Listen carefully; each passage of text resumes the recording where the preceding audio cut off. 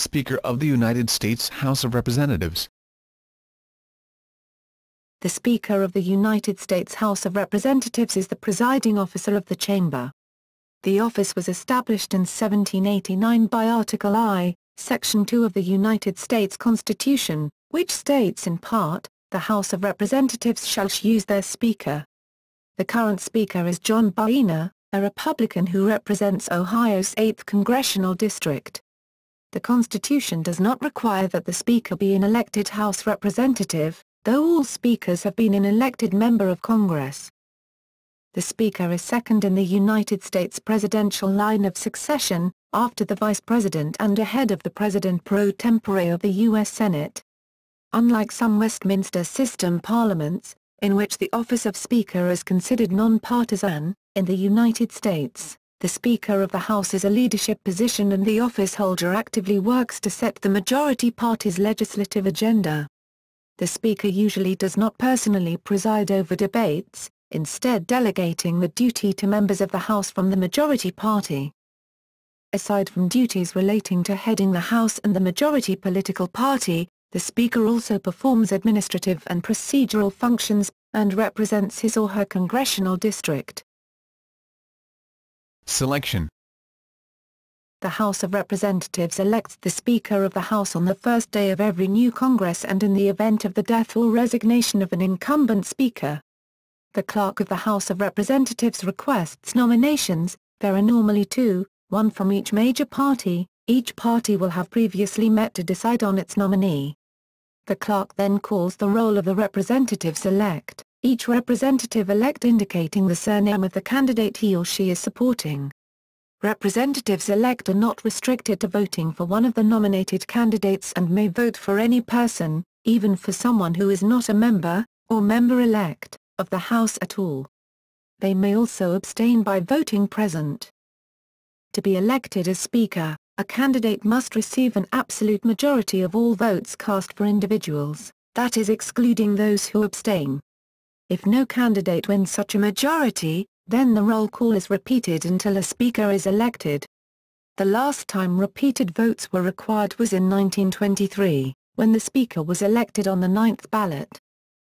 The new Speaker is then sworn in by the Dean of the United States House of Representatives, the chamber's longest-serving member.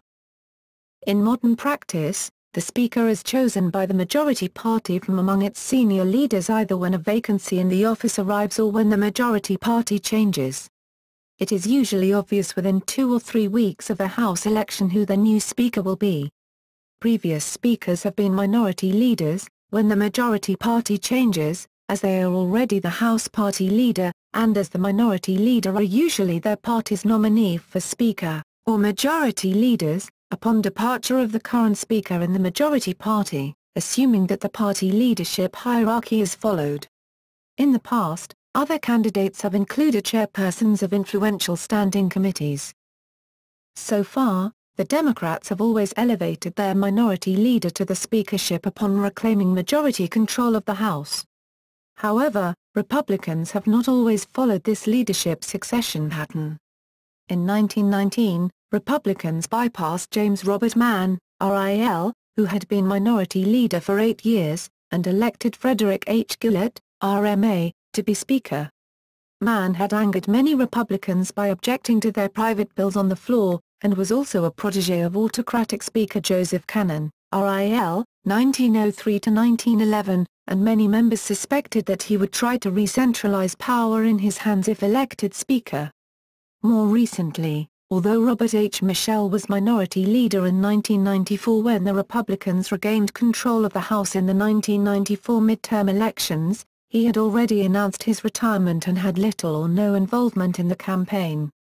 Including the contract with America, which was unveiled 6 weeks before Election Day. Michel opted not to seek re-election because he had been isolated in the caucus by Minority Whip Newt Gingrich and other younger and more aggressive congressmen. It is expected that members of the House vote for their party's candidate. If they do not, they usually vote for someone else in their party or vote present. Those who vote for the other party's candidate often face serious consequences, up to and including the loss of seniority. The last instance where a representative voted for the other party's candidate was in 2000, when Democrat Jim Tficant of Ohio voted for Republican Dennis Hastert. In response, the Democrats stripped him of his seniority and he lost all of his committee posts. If the Speaker's party loses control of the House in an election, and if the Speaker and Majority Leader both remain in the leadership hierarchy, they would become the Minority Leader and Minority Whip, respectively. As the minority party has one less leadership position after losing the Speaker's chair, there may be a contest for the remaining leadership positions. Most speakers whose party has lost control of the House have not returned to the party leadership. Tom Foley lost his seat, Dennis Hastert returned to the backbenches and resigned from the House in late 2007. However, Speakers Joseph William Martin, Jr. and Sam Rayburn did seek the post of minority leader in the late 1940s and early 1950s. Nancy Pelosi is the most recent example of an outgoing speaker who was elected minority leader, after the Democrats lost control of the House in the 2010 elections. History. The first speaker was Frederick Muhlenberg, who was elected as a Federalist for the first 4 Congresses. The position of Speaker first gained power under Henry Clay, 1811–1814, 1815–1820, and 1823–1825.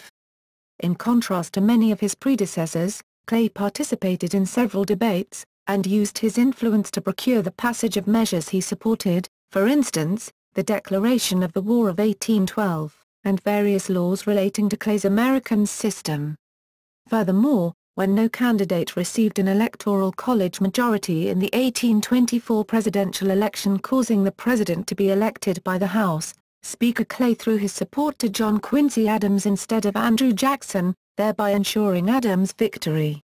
Following Clay's retirement in 1825, the power of the speakership once again began to decline, despite speakership elections becoming increasingly bitter. As the Civil War approached, several sectional factions nominated their own candidates, often making it difficult for any candidate to attain a majority. In 1855 and again in 1859, for example, the contest for Speaker lasted for 2 months before the House achieved a result. During this time, speakers tended to have very short tenures. For example, from 1839 to 1863 there were 11 speakers, only one of whom served for more than one term. To date, James K. Polk is the only Speaker of the House later elected President of the United States. Towards the end of the 19th century, the office of Speaker began to develop into a very powerful one. At the time, one of the most important sources of the Speaker's power was his position as Chairman of the Committee on Rules, which, after the reorganization of the committee system in 1880, became one of the most powerful standing committees of the House. Furthermore, several speakers became leading figures in their political parties. Examples include Democrats Samuel J. Randall, John Griffin Carlisle, and Charles F. Crisp, and Republicans James G. Blaine, Thomas Brackett Reed, and Joseph Gurney Cannon. The power of the Speaker was greatly augmented during the tenure of the Republican Thomas Brackett Reed, 1889–1891, 1895–1899. Czar Reed, as he was called by his opponents, sought to end the obstruction of bills by the minority, in particular by countering the tactic known as the disappearing quorum. By refusing to vote on a motion, the minority could ensure that a quorum would not be achieved, and that the result would be invalid. Reed, however, declared that members who were in the chamber but refused to vote would still count for the purposes of determining a quorum. Through these and other rulings, Reed ensured that the Democrats could not block the Republican agenda. The speakership reached its apogee during the term of Republican Joseph Gurney Cannon, 1903–1911. Cannon exercised extraordinary control over the legislative process. He determined the agenda of the House, appointed the members of all committees, chose committee chairmen, headed the Rules Committee, and determined which committee heard each bill. He vigorously used his powers to ensure that Republican proposals were passed by the House. In 1910, however, Democrats and several dissatisfied Republicans joined together to strip Cannon of many of his powers, including the ability to name committee members and his chairmanship of the Rules Committee. 15 years later, Speaker Nicholas Longworth restored much, but not all, of the lost influence of the position. One of the most influential speakers in history was Democrat Sam Rayburn. Rayburn was the longest-serving speaker in history, holding office from 1940 to 1947, 1949 to 1953, and 1955 to 1961. He helped shape many bills, working quietly in the background with House committees. He also helped ensure the passage of several domestic measures and foreign assistance programs advocated by Presidents Franklin D. Roosevelt and Harry Truman. Rayburn's successor, Democrat John William McCormack, served 1962 to 1971, was a somewhat less influential speaker, particularly because of dissent from younger members of the Democratic Party. During the mid-1970s, the power of the speakership once again grew under Democrat Carl Albert. The Committee on Rules ceased to be a semi-independent panel, as it had been since 1910. Instead, it once again became an arm of the party leadership. Moreover, in 1975, the Speaker was granted the authority to appoint a majority of the members of the Rules Committee. Meanwhile, the power of committee chairmen was curtailed, further increasing the relative influence of the Speaker. Albert's successor, Democrat Tip O'Neill, was a prominent speaker because of his public opposition to the policies of President Ronald Reagan. O'Neill is the longest continually serving speaker, from 1977 through 1987. He challenged Reagan on domestic programs and on defense expenditures. Republicans made O'Neill the target of their election campaigns in 1980 and 1982, but Democrats managed to retain their majorities in both years. The roles of the parties reversed in 1994 when, after spending 40 years in the minority, the Republicans regained control of the House with the Contract with America, an idea spearheaded by Minority Whip Newt Gingrich. Speaker Gingrich would regularly clash with Democratic President Bill Clinton, leading to the United States federal government shutdown of 1995 and 1996, in which Clinton was largely seen to have prevailed. Gingrich's hold on the leadership was weakened significantly by that and several other controversies, and he faced a caucus revolt in 1997. After the Republicans lost House seats in 1998, although retaining a majority, he did not stand for a third term as Speaker. His successor, Dennis Hastert, had been chosen as a compromise candidate, since the other Republicans in the leadership were more controversial. Hastert played a much less prominent role than other contemporary speakers, being overshadowed by House Majority Leader Tom DeLay and President George W. Bush. The Republicans came out of the 2000 elections with a further reduced majority but made small gains in 2002 and 2004. The periods of 2001 to 2002 and 2003 to 2007 were the first times since 1953 to 1955 that there was single-party Republican leadership in Washington, interrupted from 2001 to 2003 as Senator Jim Jeffords of Vermont left the Republican Party to become independent and caucused with Senate Democrats to give them a 51-49 majority. In the 2006 midterm elections, the Democrats won a majority in the House. Nancy Pelosi became Speaker when the 110th Congress convened on January 4, 2007, making her the first female to hold the office. With the election of Barack Obama as president and Democratic gains in both houses of Congress, Pelosi became the first Speaker since Tom Foley to hold the office during single-party Democratic leadership in Washington. During the 111th Congress, Pelosi was the driving force behind several of Obama's major initiatives that proved controversial, and the Republicans campaigned against the Democrats' legislation by staging a Fire Pelosi bus tour and regained control of the House in the 2010 midterm elections. House Minority Leader John Boehner was elected as Speaker. Notable elections. Historically, there have been several controversial elections to the speakership, such as the contest of 1839. In that case, even though the 26th United States Congress convened on December 2, the House could not begin the speakership election until December 14 because of an election dispute in New Jersey known as the Broad Seal War. Two rival delegations, one Whig and the other Democrat, had been certified as elected by different branches of the New Jersey government. The problem was compounded by the fact that the result of the dispute would determine whether the Whigs or the Democrats held the majority. Neither party agreed to permit a speakership election with the opposite party's delegation participating. Finally, it was agreed to exclude both delegations from the election and a speaker was finally chosen on December 17. Another, more prolonged fight occurred in 1855 in the 34th United States Congress. The old Whig Party had collapsed but no single party had emerged to replace it. Candidates opposing the Democrats had run under a bewildering variety of labels, including Whig, Republican, American, Know Nothing, and simply Opposition. By the time Congress actually met in December 1855, most of the Northerners were concentrated together as Republicans, while most of the Southerners and a few Northerners used the American or Know Nothing label. Opponents of the Democrats held a majority in House, with the party makeup of the 234 representatives being 83 Democrats, 108 Republicans, and 43 Know-Nothings, primarily Southern oppositionists. The Democratic minority nominated William A. Richardson of Illinois as Speaker, but because of sectional distrust, the various oppositionists were unable to agree on a single candidate for Speaker. The Republicans supported Nathaniel Prentice Banks of Massachusetts, who had been elected as a Know-Nothing but was now largely identified with the Republicans. The Southern Know-Nothings supported first Humphrey Marshall of Kentucky, and then Henry M. Fuller of Pennsylvania.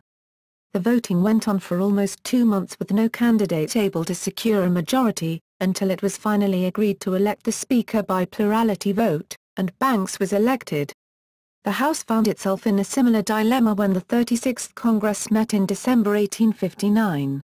Although the Republicans held a plurality, the Republican candidate, John Sherman, was unacceptable to Southern oppositionists due to his anti-slavery views, as once again the House was unable to elect a Speaker for several months.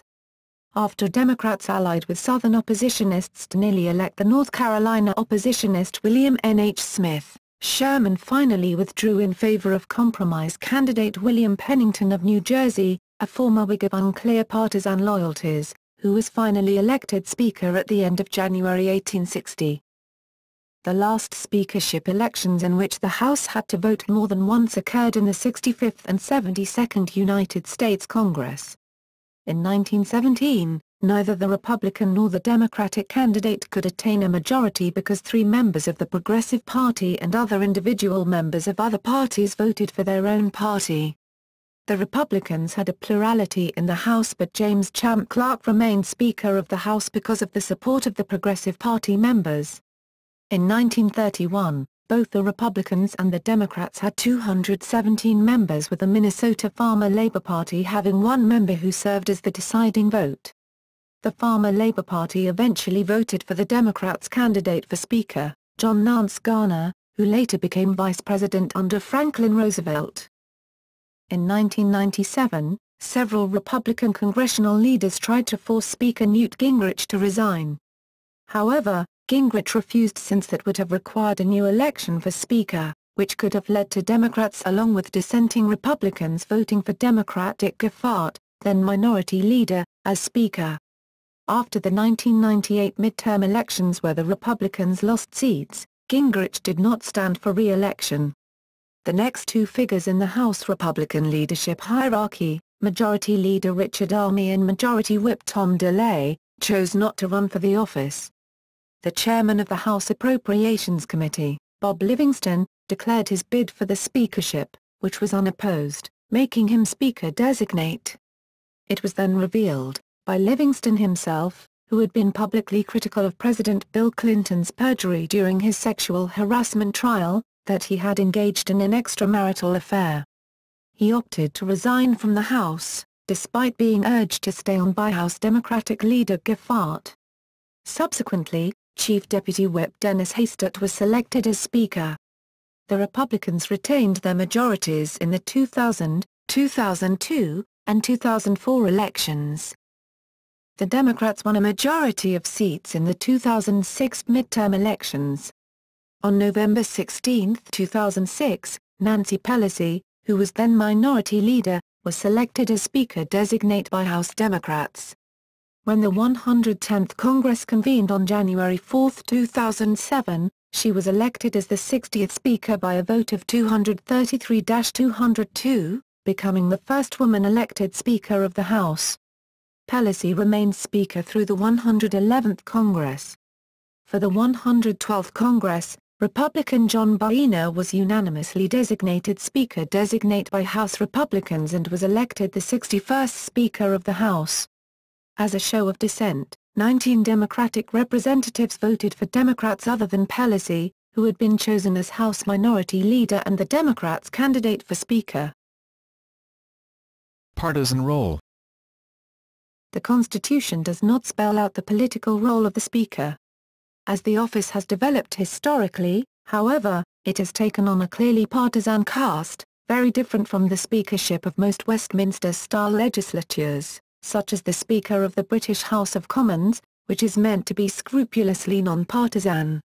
The Speaker in the United States, by tradition, is the head of the majority party in the House of Representatives, outranking the Majority Leader. However, despite having the right to vote, the Speaker usually does not participate in debate and rarely votes. The Speaker is responsible for ensuring that the House passes legislation supported by the majority party. In pursuing this goal, the Speaker may use his or her power to determine when each bill reaches the floor. They also chair the majority party's steering committee in the House. While the Speaker is the functioning head of the House Majority Party, the same is not true of the President pro tempore of the Senate, whose office is primarily ceremonial and honorary. When the Speaker and the President belong to the same party, the Speaker tends to play the role in a more ceremonial light, as seen when Dennis Hastert played a very low-key role during the presidency of fellow Republican George W. Bush. Nevertheless, there are times when the Speaker plays a much larger role if the President is a fellow member of their party, and thus, the Speaker is tasked pushing through the agenda of the majority party, often at the expense of the minority opposition. This can be seen, most of all, in the speakership of Democratic-Republican Henry Clay, who personally ensured the presidential victory of fellow Democratic-Republican John Quincy Adams.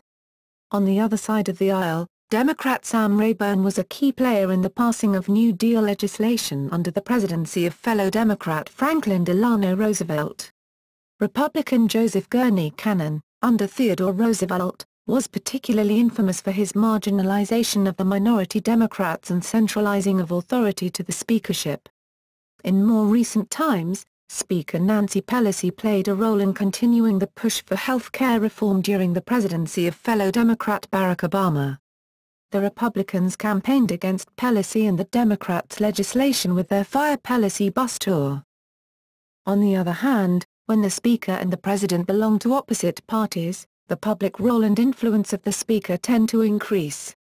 As the highest-ranking member of the opposition party, and in effect a de facto leader of the opposition, the Speaker is normally the chief public opponent of the President's agenda.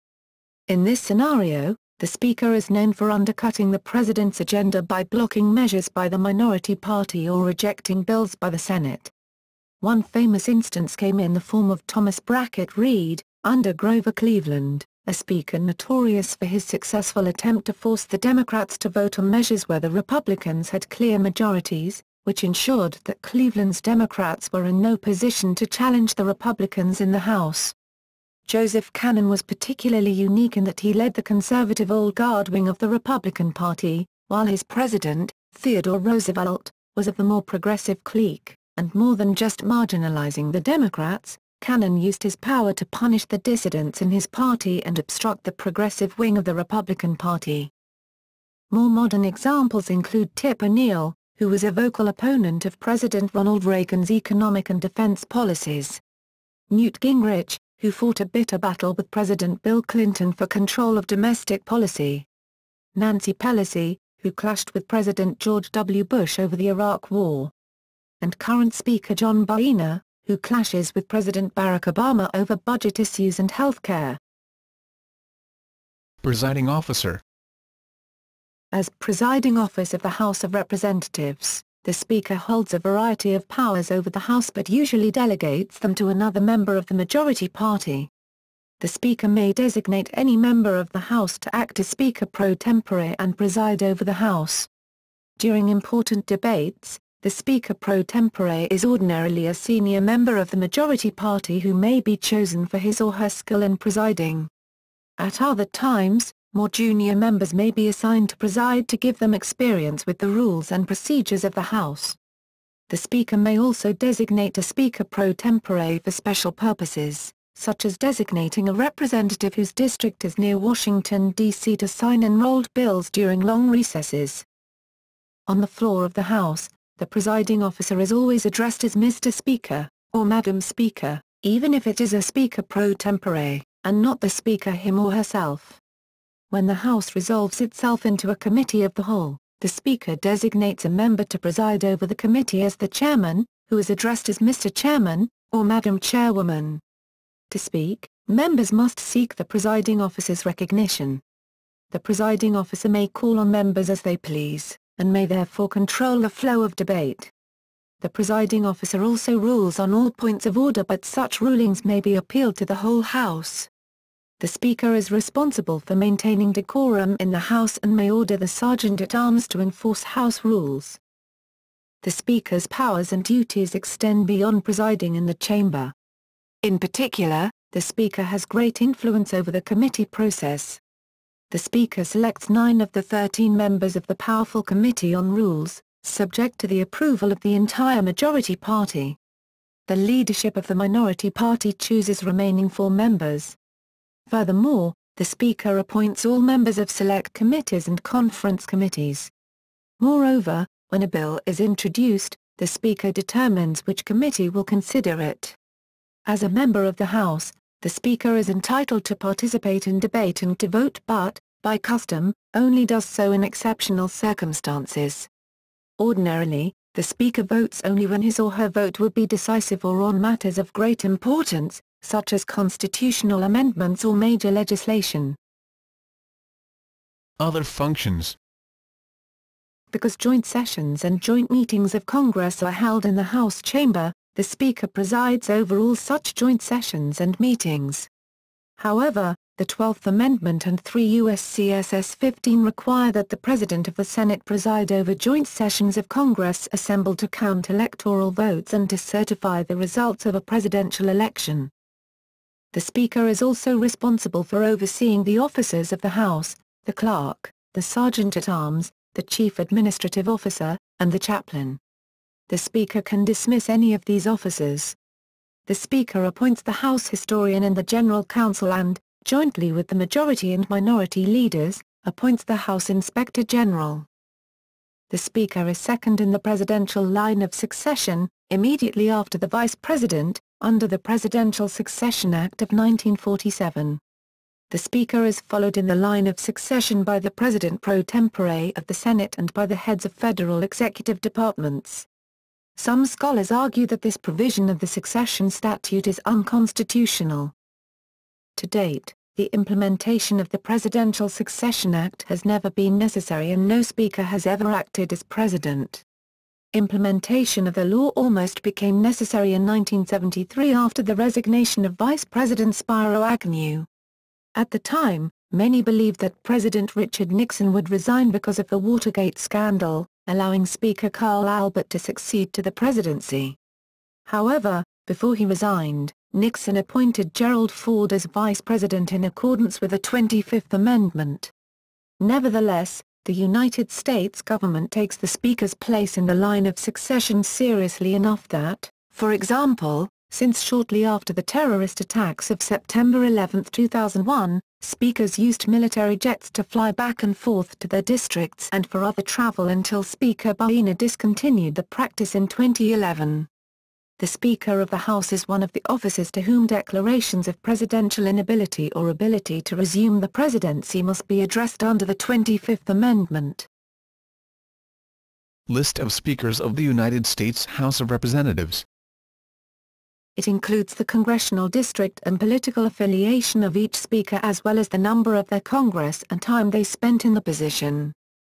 Note: Banks, a former Democrat originally elected as a know-nothing, had come to be associated with the Republicans by the time the 34th Congress convened. Because the Republicans did not command a majority in Congress, and Banks did not receive any votes from Democrats or Southern know-nothings, Banks, after 2 months of deadlocked balloting, could only be elected after a motion was passed allowing the election of a speaker by plurality vote. List of speakers by time in office. This list is based on the difference between dates. If counted by number of calendar days, all the figures would be one greater. Time after adjournment of one Congress but before the convening of the next Congress is not counted. For example, Nathaniel Macon was Speaker in both the 8th and 9th Congresses, but the 8-month gap between the two Congresses is not counted toward his service. Sam Rayburn is the only person to have served as Speaker of the House for more than 10 years. Theodore M. Pomeroy served as Speaker of the House for 1 day after Speaker Schuyler Colfax resigned to become Vice President of the United States. Pomeroy's term as a member of Congress ended the next day. Sam Rayburn, Henry Clay, Thomas Brackett Reed, Joseph William Martin, Jr., Frederick Muhlenberg, and John W. Taylor are the only Speakers of the House to have ever served in non-consecutive Congresses, that is, another Speaker served in between each tenure. Number of speakers per state. Referring to individual. List of living former speakers.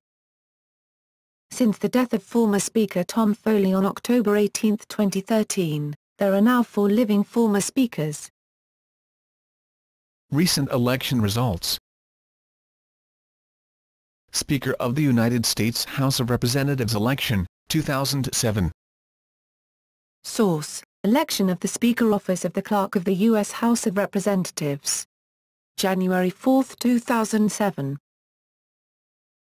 Speaker of the United States House of Representatives election, 2009.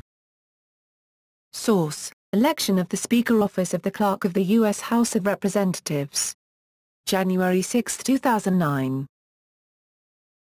Speaker of the United States House of Representatives election, 2011. Source: Election of the Speaker Office of the Clerk of the U.S. House of Representatives. January 5, 2011.